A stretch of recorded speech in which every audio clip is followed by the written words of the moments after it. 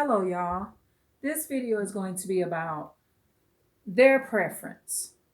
And when I say their preference, not everybody has to be a narcissist for them to have this preference. However, subconsciously, this preference will be a preference, right?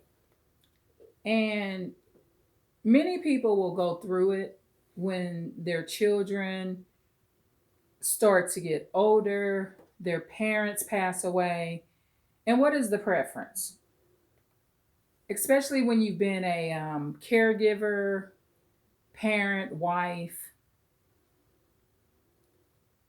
husband, their preference is for you to stay in the position of a lot of responsibility, right? What this does is it hinders growth, right? So you got to remember, you only have so much time. So when your time is preoccupied with a lot of responsibility, which some responsibility is good because it's a good deed for one, and it's also part of your growth. And it's also, if you're a true empathic person, it should be something that's in your nature. However, so many people develop all sorts of issues, medical issues, mental health issues, because of too much responsibility. And to be honest with you, a lot of these crimes upon vulnerable people, whether it be elderly people, pets, children, disabled people, it has a lot to do with the person that's the caretaker, maybe a narcissist, along with the fact their brain or whatever's wrong with them can't handle the responsibility. So their preference is to keep you engaged in all these responsibilities because, for one, they want to feel like they're compatible with you, right? So if I've been your friend or neighbor or coworker, I'm used to you coming in to work or calling me talking about how you watch 12 of the children, right? And so when all of those children leave your home and you're no longer in that position and you start planting your flowers or doing yoga, working out, walking, whatever you're doing, you're free now, right? So their preference is to always find you something else to do. But it's never anything fun, right? And not to hurt anybody's ego, but when you start to really become more realistic, y'all, a lot of responsibility ain't fun. What's fun is doing stuff that involves a level of freedom. Okay, if I go get my cup of coffee, that's not responsibility. That's my freedom. That's my downtime. That's my coffee time. Now, when I go out, if I had 8 puppies and I walk the puppies, yeah, it may be refreshing. It may bring happy moments, but that ain't my type of fun, right? It's responsibility. So people are more in tune than you think. And subconsciously, a lot of people don't want to see you grow. So their preference is to keep you in a position of responsibility. And so, watch this too. I want you to be very careful with this. Taking that advice and they ain't doing it themselves, right? So And a lot of times they're empathic people, y'all. You got to be careful with empathic people because empathic people believe in helping others and they like to give suggestions that you help. They're not all going to be narcissists that's going to be telling you and having a preference of you taking care of everybody. If you're always bottled down your whole life, unmarried, if that's the situation, and you got a bunch of children, you've adopted them, you got your own kids. I know a lady right now, right? She has several adopted children with no husband. But see, you got to remember, we live in a time where a lot of people don't want to be bothered with that no more. For one, a lot of people have already been harmed and crossed and mistreated by narcissists. So a lot of people are like, no, I'm not dating no other man or woman with no children. However, our priorities, I mean, this woman has several adopted children, right? And may the Lord bless her soul. But I promise you this, she ain't got no husband. Ain't nobody interested. For real. For one, in her case, she's not very young anymore, right? So you got to look at the list that people are looking at. Okay, you're not young. This is just how people think. You can be any age and find a man or woman. I went to a wedding and the lady was 65 years old and her husband was about 68. They had been together about 10 to 12 years before they got married, but still, when they got married, they were well in their 60s, almost 70.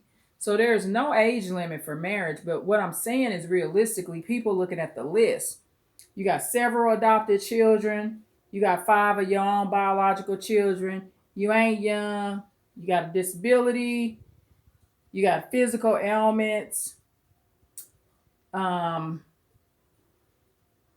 you're on a lot of medications, you're unemployed. They just looking at this list, y'all. That's the bottom line. So having all these adopted children, that could just be the deal breaker. Because they're like, well, I might have would have dated her if she had a couple of kids. But since she had this good heart and adopted all these children. So that's the thing, their preference. So, and I'm going through this. I am going through this because empathetic people like to make suggestions. And a lot of them are good suggestions, but y'all better be careful with taking on too much, right? And you got to stop acting like always helping people and taking on burdens is fun. See, you thought that way when you first got with the narcissist too. It was fun, right? But it wasn't no fun. It was a big responsibility. You had to take on this person's abuse, their emotional burdens, and stuff like that. And it's a lot of stuff I don't do no more just because I don't want to do it. That's it. Ain't nothing else. I don't need to answer to anybody about it. I just don't want to do it because it's my preference, right? And people notice your situation. They notice when, okay, you got this son or daughter that moves out the house.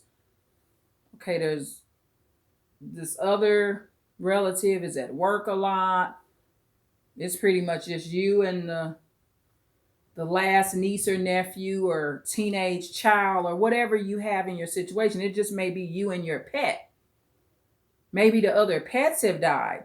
And a lot of people I notice, even with their pets, when they have had a pet a long time and the pet dies, they won't get another pet. I was talking to someone the other day, and no, it wasn't the other day. It was about couple weeks ago, and I asked the person, this particular person had a pit bull in the past, and I asked about how the pit bull was doing, and they mentioned that their pit bull had passed away. And I said I was sorry to hear that.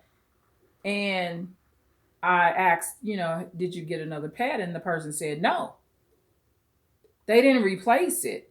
And this particular person, I think, just didn't want the responsibility. And also, in the meantime, this particular person had a child, a child that was about 5 or something like that. So, I mean, I guess they didn't want both or whatever. I'm not sure. A lot of people, they don't prefer certain animals around their kids. I'm not sure. I didn't ask or nothing, but they didn't replace the pet. So, understanding people's preferences, a lot of times their preferences don't involve your freedom. A lot of people are not going to tell you, don't do this, this, and that because you're going to lose your freedom. A lot of people don't talk like that. I've met people that do, but they're rare, right? Where somebody that's concerned about your freedom is more concerned about you and you enjoying your life. They want you to be happy. Somebody that's concerned about your freedom is not a miserable person that's wanting everybody to be more miserable with them. So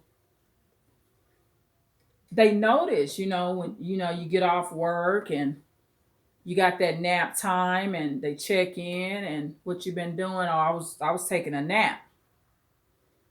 See, that nap doesn't involve a bunch of freaking responsibility. You wasn't walking no dog. You wasn't going to the daycare to pick up no children. And so just keep in mind, their preference is that you stay occupied. It's a little bit different than your normal responsibilities because everything must change. Your normal responsibilities will change, but their preference will be to keep you tied down. And that way you continue to, for one, you never find out what you're supposed to be doing for you. 2, it just makes them feel like you're just as messed up as they are, because people that do this, they lack freedom. There's something in their life that's hindering them, whether it be they're elderly, their living situation is not right, they're homeless, they're displaced. It's something in their life. And I shouldn't even mention homelessness because I'm not going to lie. When I was displaced, you talk about freedom.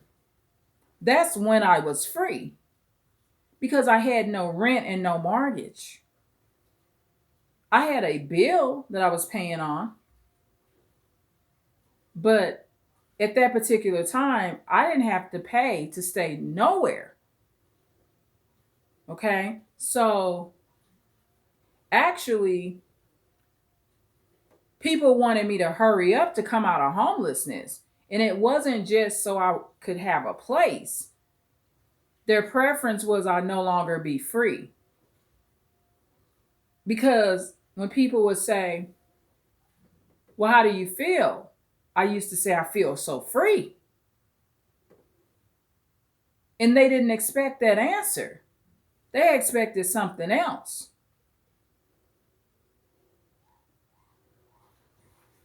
Sometimes I wish I would have started my YouTube channel back then, but I wasn't ready. I had to go through that for this to happen. And